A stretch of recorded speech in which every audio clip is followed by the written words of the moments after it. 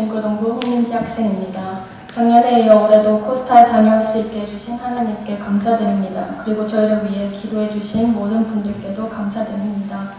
올해는 작년과 달리 전도사님이 함께해 주셔서 더 든든했고 중고등부 모두가 참여할 수 있어서 좋았습니다. 무엇보다 작년에는 숙소에 여자가 저 혼자밖에 없어서 어색하고 외로웠는데 올해는 전도사님도 계시고 혜율이도 있어서 어색하거나 외롭지 않았습니다. 작년에는 코스타가 처음이어서 많이 긴장도 하고 걱정도 했었는데 올해는 더 설레고 기대하는 마음으로 갔습니다. 3박 4일 동안 아침 일찍부터 저녁 늦게까지 모든 일정을 소화하기에 조금은 힘들기도 했지만 하느님을 더 많이 알아가는 시간이었고 저녁 집회 때 정말 많은 또래 친구들과 함께 뜨겁게 찬양하고 기도함으로 행복하고 은혜받는 시간이었습니다. 강사님들의 말씀을 들을 때 또 듣고 난 후에 나도 하나님 앞에 모든 것을 내려놓고 언제든지 하나님의 부르심을 듣고 응답할 준비가 되어 있는 사람이 되겠다고 다짐했습니다. 그리고 저를 정말 많이 사랑해 주시는 하나님을 만나고 싶다는 마음이 들었습니다. 하나님 사랑합니다. 감사합니다.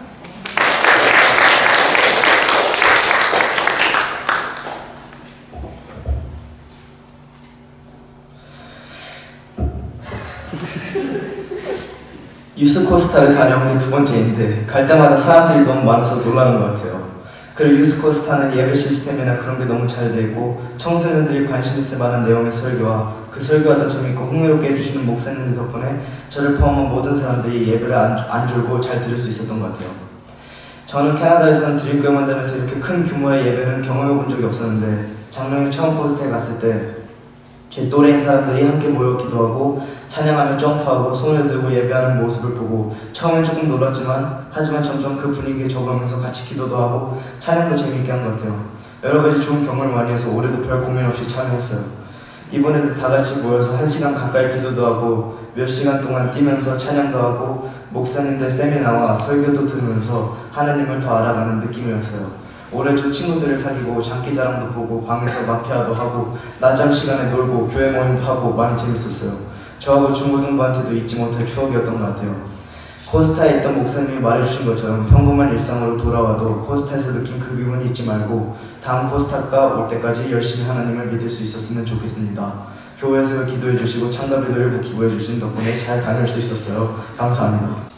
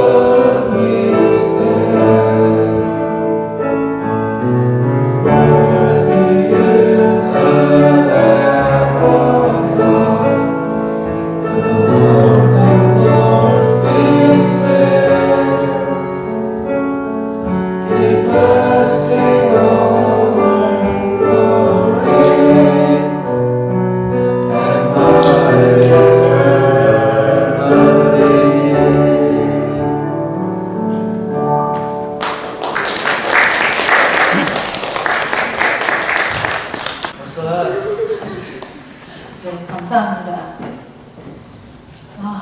앞에 나와서 사실 이렇게 발표하고 찬양하는 거 쉬운 것 같지만 또 이렇게 나오면 긴장도 하고 목소리를 좀 크게 내고 싶은데 우리 좀 듣는 사람이 좀만 더 크게 하면 좋겠네 이런 생각 하시잖아요. 근데 사실 여기 나오면 이게 목소리 크게 내는 것도 쉽지가 않습니다. 해보셔서 알지만 특히 우리 저기 청소년들은 그때가 한창 사춘기여가지고 누구 앞에서 뭔가를 한다는 것 자체가 큰 용기인 것 같은데 우리 윤기도 감사하고 또 윤지랑 현이 감사합니다. 이렇게 소감 발표하는 거 쉽지 않은데 은혜의 나눔 주셔서 감사합니다. 우리 봄이 온 듯 했는데 좀 쌀쌀해져서 겨울로 다시 돌아간 게 아닌가 이런 생각이 드는 날이기도 합니다. 그럼에도 이 다가오는 봄이 겨울이 이길 수 없습니다. 이런 날에도 예배 자리에 함께 하신 우리 모든 가족분들에게 주님의 이름으로 축복합니다. 하나님의 이 크신 사랑이 저뿐만 아니라 우리 모두를 감싸주셔서 따뜻하게 품어주실 것을 믿습니다. 여러분 운동 경기, 어떤 경기 좋아하시는 것들이 있을 텐데 월드컵을 보실 때도 있으실 거고 올림픽을 경기 보실 때도 있으실 것입니다. 그런 운동 경기를 볼 때 보면 역전승을 거두는 그러한 경기도 있고 또는 반대로 역전패를 당하는 그런 경기도 볼 수 있습니다. 역전승이란 지고 있다가 이긴 경기를 말하는 것이고 역전패라는 것은 이기고 있었는데 진 경기를 이야기하는 것입니다. 그러므로 모든 게임은 끝날 때까지 끝난 게 아닙니다.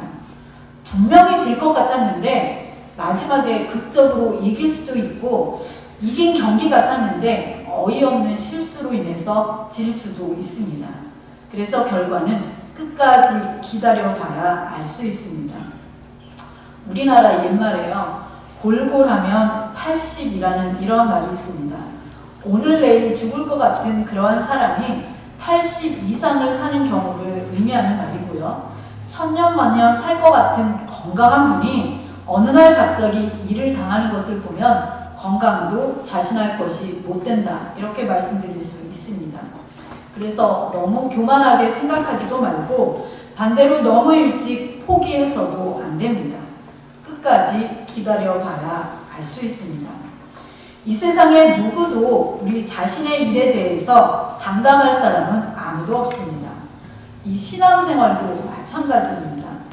신앙생활도 나중된 사람이 먼저 되고 먼저 된 사람이 나중될 수 있습니다. 이거는 제 말이 아니라 예수님 말씀입니다. 그래서 끝까지 잘해야 합니다. 지금 우리 모두는 하늘 나라를 향해서 달려가고 있는 사람들입니다.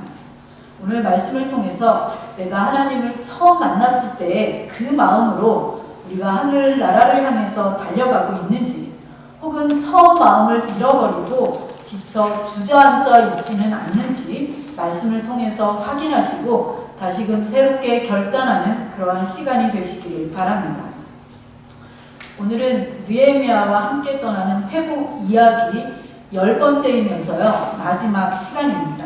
그래서 제목이 잃어버렸던 첫 마음을 다시 회복하자 이러한 제목으로 말씀을 전하려고 하는데 우리 마지막 느헤미야 시간이니까 제목 한번 같이 읽어보도록 하겠습니다. 시작! 잃어버렸던 첫 마음을 다시 회복하자. 네, 오늘 우리가 말씀을 통해서 이 제목처럼 그렇게 됐으면 좋겠습니다. 우리는 지난 1월부터 이 느헤미야와 함께 떠나는 회복 이야기를 통해서 140년 동안 성벽이 없어 늘 불안한 삶을 살았던 이스라엘 백성들이 느헤미야의 탁월한 지도력을 통해서 온갖 방해와 조롱을 뚫고 52일 만에 성벽을 세운 것을 보았습니다. 눈에 보이는 성벽만 세워진 것이 아니었습니다. 네, 무너졌던 영혼의 성벽도 다시 세웠습니다. 제가 어제부터 이제 회의를 하고요. AI한테 느헤미야가 성벽을 세운 일을 그림으로 좀 그려줘 했더니 저렇게 그려주더라고요. 그리고 에스라가 낭독하는 그림도 그려줘 했더니 저렇게 우리 어린이 친구들이 함께 예배를 해서 여러분이 잘 알으라고 오늘은 그림 파일을 함께 넣었습니다. 이렇게 눈에 보이는 성벽뿐만 아니라 눈에 보이지 않는 영혼의 성벽도 다시 세운 그러한 시간이었습니다. 그래서 예배가 회복되었고 또 놀라운 말씀의 부흥이 임했습니다. 지난주에는 성전에서 봉사할 찬양대와 레위 사람들 그리고 제사장들과 문지기들을 세웠다고 말씀드렸습니다. 또한 이스라엘 백성들은 자발적으로 하나님과 언약을 맺겠다고 맹세하고 떠나갔던 사람들이 다시 돌아와서 예루살렘 성벽에서 살기를 자원하였습니다. 아무도 살지 않던, 그래서 황폐해졌던 예루살렘이 다시 활기를 띠기 시작했습니다. 이 모든 일에 너무 감사해서 오늘 12장 27절부터 43절 말씀에 보면 성전 봉헌식을 하는 장면이 나옵니다. 이 성전 봉헌식을 하는 장면을 제가 또 이렇게 AI한테 부탁했더니 저런 그림을 멋지게 그려주더라고요. 근데 저런 그림에서 보면은 특별히 이 12장에 나와 있는 그 말씀을 여러분이 집에 가서 읽어보시기 바랍니다. 얼마나 기뻤는지 이 이스라엘 백성들이 노래하는 것, 그냥 여러분이 목소리로 노래하는 것도 있지만 악기를 가지고 하나님께 찬양하는 것도 계속해서 나오고 있습니다. 근데 거기에 반복돼서 나오는 것이 감사하다, 감사의 노래를 불렀다, 이러한 말씀들이 나오는 것을 볼 수가 있습니다. 전에 없는 이런 영적인 부흥과 도덕적 회복, 정치적인 안정을 이스라엘 백성들이 누리게 된 것입니다. 그런데 이러한 모든 일은 하루아침에 이루어진 것은 아니었고요. 12년 동안 느헤미야를 통해서 이루어진 일이었습니다. 이렇게 놀라운 일들을 마치고 느헤미야는 다시 바벨론으로 돌아갔습니다. 느헤미야가 원래는 바벨론 아닥사스다 왕의 신하였기 때문입니다. 그런데 느헤미야가 바벨론으로 돌아간 지 얼마 안 돼서 1년도 채 지나지 않아서 예루살렘에서 심상치 않는 소문들이 들려오기 시작했습니다. 백성들이 예배를 소홀히 여긴다는 것입니다. 그래서 제가 이것도 그림으로 준비해봤습니다. 우리 친구들 예배를 소홀히 한다는 게 뭐야? 예배 시간에 게임하는 거, 예배 시간에 딴짓하는 거, 예배 시간에 예배보다 더 다른 것을 좋아하는 것, 이런 것들을 예배에 소홀히 한다, 이렇게 말씀드릴 수 있을 것 같습니다. 그 다음에 성전을 더럽혔던 세속적인 가치관들이 난무하고 있다. 이거를 우리 친구들한테 어떻게 표현하면 잘 설명할 수 있을까 고민했더니요, 교회를 중요하게 생각하지 않는 것, 이렇게 표현할 수 있겠더라고요. 교회보다 세속적인 것들이, 세상적인 것들이 더 좋은 것입니다. 그 다음에 하나님 앞에 자발적으로 헌신했던 백성들이 다시 하나님 앞에 헌신을 게을리합니다. 그것은 하나님의 일은 중요하지 않아, 나중에 해도 돼, 이러한 마음을 가졌다는 것입니다. 그렇게 예배를 소홀히 하고 하나님의 일에 헌신을 게을리하자 가정들이 무너지기 시작했습니다. 가정들이 무너진다는 것은 가족 간에 화평하지 못하고 엄마 아빠가 싸우기 시작합니다. 형제들끼리, 자매들끼리 싸움을 시작합니다. 그래서 집에 있는 게 하루도 평안한 날이 없는 것, 이것을 의미합니다. 그리고 가지고 있는 신앙은 껍데기만 남게 되었다는 것입니다. 이거는 예수님을 믿는 척 하는 겁니다. 나는 예수님을 믿어, 이렇게 말은 하는데 행동은 예수님을 믿는 게 아닌 것. 그렇게 이스라엘 백성들이 1년이 채 되지 않는 그런 시간을 이렇게 보내고 있다는 소식을 느헤미야가 들은 것입니다. 그래서 느헤미야는 다시 예루살렘으로 돌아왔습니다.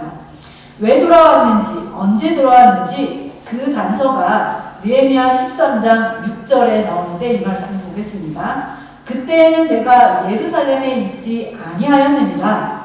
바벨론 왕 아닥사스다 32년에 내가 왕에게 나아갔다가 며칠 후에 왕에게 말미를 청하고, 느헤미야가 떠나 있던 기간이 얼마나 되었는지에 대해서 정확하게는 사실 학자들 가운데서도 의견이 엇갈리고 있습니다.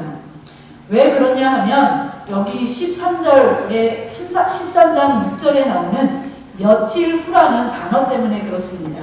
이 며칠 후라는 단어는 히브리어 레케츠 야밈 이러한 단어인데 문자적으로 직역하면 말들의 끝에 한 해가 머물 때, 저물 때 이러한 말을 가지고 있는, 의미를 가지고 있는 단어입니다.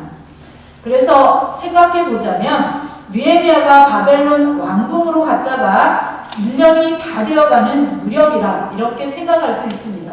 그러니까 한 1월쯤에 바벨론으로 갔었는데 12월쯤에 이상한 소식들, 예루살렘에서 들려오는 안타까운 소식들을 듣고 그 1년 사이에 하나님의 백성들이 다시 옛날로 돌아갔다는 그러한 소식을 들었다. 이렇게 볼 수 있을 것 같습니다.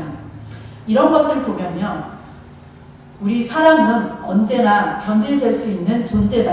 이러한 것을 생각할 수 있습니다. 그래서 날마다 새로워지지 않으면 부패할 수밖에 없는 것이 우리 인간의 마음이고 또 우리 인간의 영성이다. 이렇게 말씀드릴 수 있습니다. 그래서 행여 우리들 가운데 예전에는 하나님 앞에서 참 뜨겁게 신앙생활했지만 지금 차가운 가슴을 안고 이 자리에 앉아 계시지는 않는지, 불덩이처럼 열심 있는 기독군이었는데 이제는 숫덩이만 남아있는 그러한 삶을 살고 있지는 않은지, 예전에 처음 하나님을 만났을 때는 순수했고 무엇이든 깨끗한 눈으로 신앙생활을 했었는데 지금은 때가 묻어서 밝고 다른 모습으로 하나님 앞에 서 계신 분은 없습니까? 우리 중고등부 학생들이 앞에 나와서 코스타 참석한 소감 또 특송하는 것을 바라보면서 제가 우리 중고등부 학생들에게 바라기는 지금만 그렇게 하나님의 은혜를 받은 것을 간직하는 것이 아니라 계속해서 하나님의 은혜를 받은 것을 잘 간직했으면 좋겠습니다. 그렇게 하기 위해서는 우리가 날마다 새로워지지 않으면 주님의 전에 나올 때마다 하나님의 신령한 은혜를 사모하면서 그 은혜를 새롭게 경험하지 않으면 우리의 신앙은 형식만 남게 된다는 사실입니다. 껍데기만 남게 된다는 사실입니다. 그래서 감사와 찬송이 사라지고 조그마한 일에도 불평하고 원망하는 일만 남게 됩니다. 하나님을 내 인생의 주인이라 생각하면서 살고자 했던 그러한 마음에는 어느덧 자신의 영광과 자신의 욕심이 들어차게 되는 것입니다. 오늘 13장 1절 말씀에 보면 이렇게 결심이 흔들리고 다시 옛날로 돌아가려는 이스라엘 백성들에게 느헤미야는 모세의 책인 하나님의 말씀을 백성들에게 들려주는 것으로 다시 자신의 일을 시작합니다. 에스라도 하나님의 말씀을 이스라엘 백성들에게 낭독했습니다. 여러분, 말씀을 읽는 게 별것 아닌 것처럼 여겨질 수도 있습니다. 하지만 하나님의 말씀은 읽을 때, 하나님의 말씀은 눈으로 볼 때, 하나님의 말씀은 여러분의 귀로 들을 때 여러분의 영혼의 부흥의 첫걸음이 시작된다는 사실을 깨달으셨으면 좋겠습니다. 그래서 어느 순간에라도 말씀 읽는 것을 게을리하지 마시기 바랍니다. 우리가 은혜를 받았을 때는요, 하나님의 말씀대로 살겠다, 이러한 생각을 수도 없이 하게 됩니다. 그렇지만 살다 보면은 어느새 정말 중요한 것을 놓치고 있는 것을 자주 발견하게 되는데, 바로 느헤미야가 떠나고 다시 재건된 예루살렘에 남아있는 이스라엘 백성들 역시 그들의 일상적인 삶의 현장에서 여러 가지 어려움도 그대로 만나고 문제에 부딪히자 간신히 회복했던 그러한 믿음을 잃어가고 있었습니다. 그래서 바벨론에서 돌아온 느헤미야는 그렇게 맥없이 다시 옛날로 돌아가는 백성들에게 하나님의 말씀을 다시 들려주는 일을 시작했던 것이었습니다. 여러분, 하나님의 말씀인 성경을 영어로 바이블은 이름 자체를 이야기하는 거고요. 그 내용을 캐논이라는 단어로 사용합니다. 그러니까 제가 지난번에도 이야기했던 것 같은데, 이 캐논이라는 것은 우리 성경의 66권의 책을 의미합니다. 그래서 이 캐논이라는 단어의 또 다른 의미는 정확한 수치를 알 수 있는 자, 여러분이 잘 알고 있는 룰러, 막 이렇게 눈금이 지워진 그런 룰러가 아니라 정확하게 눈금이 새겨진 그러한 룰러, 아니면 원칙 기준이라고도 하는데 어떠한 스탠다드 이런 것들을 이야기할 때 이 단어를 사용합니다. 하나님의 말씀이 캐논이다 이렇게 이야기했을 때는 우리 영혼의 잣대이다, 우리 영혼의 자이다. 그렇기 때문에 이 하나님의 말씀을 내 삶에 비추어 볼 때 내가 엉뚱한 곳에 가 있네, 내 기준이 하나님의 말씀에서 멀어져 있구나, 이제는 이 말씀대로 내 삶을 고쳐야 되겠다. 말씀을 읽을 때, 말씀을 들을 때 이러한 깨달음이 생기고 거기에서부터 변화가 일어나기 시작하는 것입니다. 디모데후서 3장 16절에서 17절이며 이 성경이 왜 하나님의 말씀이면서 우리 삶의 기준이 되는지 알려주고 있습니다. 16절은 제가 읽고 17절은 여러분의 목소리로 읽겠습니다. 모든 성경은 하나님의 감동으로 된 것으로 교훈과 책망과 바르게 함과 의로 교육하기에 유익하니 이는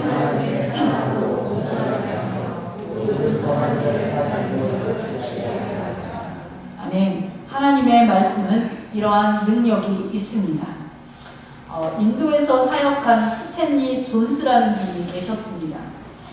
그분은 성경의 중요성을 누구보다도 열심히 가르치신 분인데요. 이렇게 성경의 중요성을 가르칠 때 한 인도 청년이 이 선교사님에게 이렇게 방문했다고 합니다. 선생님, 이렇게 성경을 붙들고 산다고 돈이 생깁니까? 밥이 생깁니까? 직장이 생깁니까? 이렇게 방문하는 그 청년에게 스탠리 존스 선교사님은 이렇게 대답했다고 합니다. 한 가지 분명한 약속을 할 수 있겠네. 만일 자네가 이 말씀을 붙들고 산다면 그때부터 이 말씀이 자네를 붙들어 인도할 것이라네. 말씀을 붙들고 살기로 결단해 보십시오. 그것만이 영원토록 변함없는 행복을 누리고 지키는 유일한 비밀이 될 것입니다. 만약 여러분이 참된 행복을 얻고 싶으시다면, 진정한 축복을 다시 누리고 싶어 하신다면 다시 하나님의 말씀을 붙드셔야 합니다. 돈을 붙들려고 하지 마십시오. 명예를 붙들려고도 하지 마십시오. 인기를 붙들려고도 하지 마십시오. 말씀만이 영원합니다. 이 말씀의 진리를 붙들고 살아야 우리가 잘 살 수 있습니다. 오늘의 말씀 속에서 느헤미야가요, 이스라엘 백성들에게 하나님의 말씀을 읽어주면서 가장 첫 번째로 요구한 것이 있었는데 그것이 무엇인지 3절 말씀에서 보도록 하겠습니다. 이 3절 말씀은 우리가 함께 읽도록 하겠습니다. 시작. 백성이 이 율법을 듣고 또 섞인 무리를 이스라엘 가운데서 모두 분리하였느니라. 여기에서 섞인 무리라 이렇게 나오고 있는데요. 이 섞인 무리는 암몬과 모압 사람들을 이야기하는 것입니다. 이 암몬과 모압 사람들은 이스라엘 백성이 출애굽할 때 광야를 걸어가고 있는 그 생활을 할 때에 이스라엘 백성들을 저주하기 위해서 발람이라는 그러한 선지자를 통해서 저주했던 그러한 민족들이었습니다. 그래서 이스라엘 백성들을 저주했지만 오히려 하나님께서는 그 저주를 축복으로 바꾸신 그러한 사건이 바로 이 암몬과 모압 사람들을 통해서 일어났었습니다. 근데 오늘 말씀에 보면 이스라엘 백성은 그들과의 분리를 시작했다 이렇게 나오고 있습니다. 이것은 인종적인 편견 때문에 그렇게 한 것이 아니었습니다. 그들의 세속적인 역량 때문이었습니다. 그 역량을 막기 위해서는, 차단하기 위해서는 분리, 즉 구별하는 것이 필요했기 때문에 그러한 작업을 시작한 것입니다. 이어서 이어지는 4절 이하를 보면 이스라엘 백성의 구별된 삶을 위한 두 가지의 경건의 실천 생활을 요구했습니다. 이 두 가지 영역은 또다시 11조의 실천과 안식일 준수였습니다.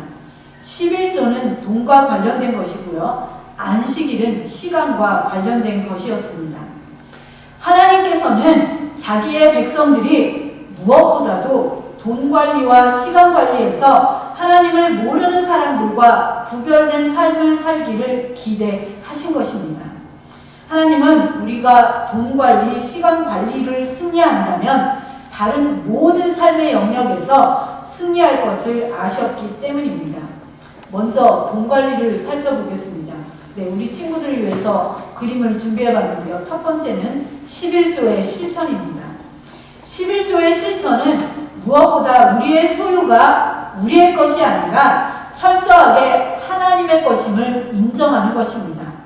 그래서 성경이 11조의 정신을 가르칠 때 가장 큰 의미로 강조하는 것은 물질의 주인이 하나님의 소유라는 것입니다. 물론 10분의 1만 하나님의 것은 아닙니다. 나머지 10분의 9도 하나님의 것입니다.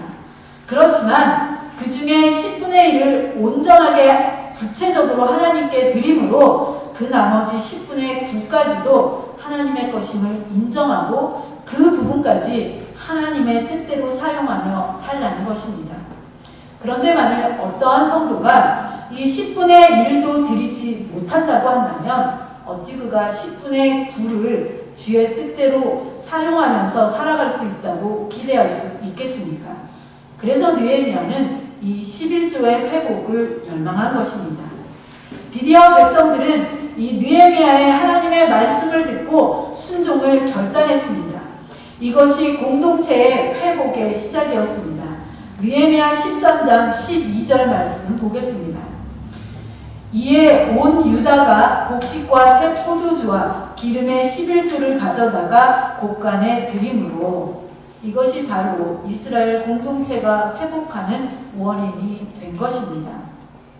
그러면 이때는 왜 이렇게 돈으로 드리지 않고 이렇게 곡식이나 새 포도주나 기름의 11조를 드렸나 이렇게 궁금해하는 우리 친구들이 있을 수 있는데 그때는 오늘날 우리가 가지고 있는 이런 돈으로 통용되는 그런 시대가 아니었기 때문에 그렇습니다. 그래서 처음 익은 첫 열매를 하나님께 드리는 것으로 11조를 드렸던 것입니다. 바로 이것이 이스라엘 공동체가 회복하는 그러한 원인이 되었습니다. 두 번째는 안식일 준수입니다. 앞에 그림 한 번만 다시 넘겨주실까요? 예, 안식일 준수도 마찬가지입니다. 안식일 준수는 우리의 모든 시간, 일주일이 모두 주님의 것이라는 말씀입니다. 그러나 그 중에 하루를 구별해서 주님을 위해서 예배하고 하나님이 기뻐하시는 일을 함으로 나머지 6일의 시간도 하나님이신 것을 인정하고 매일마다 시간마다 주의 뜻대로 사용하며 살라는 그러한 의미입니다. 그런데 만일 어떤 성도가 일주일의 하루인 주일도 주의 뜻대로 구별하여 사용할 줄을 모른다고 한다면 어찌 그가 나머지 6일을 주님의 목적에 따라 시간 낭비 없이 살아가리라는 것을 기대할 수 있겠습니까? 그래서 느헤미야는 민족 공동체의 회복을 위해서 백성의 지도자들을 책망했는데요. 그 말씀이 17절 말씀에 나오고 있습니다. 17절 말씀 보시겠습니다. 내가 유다의 모든 귀인들을 꾸짖어 그들에게 이르기를 너희가 어찌 이 악을 행하여 안식일을 범하느냐.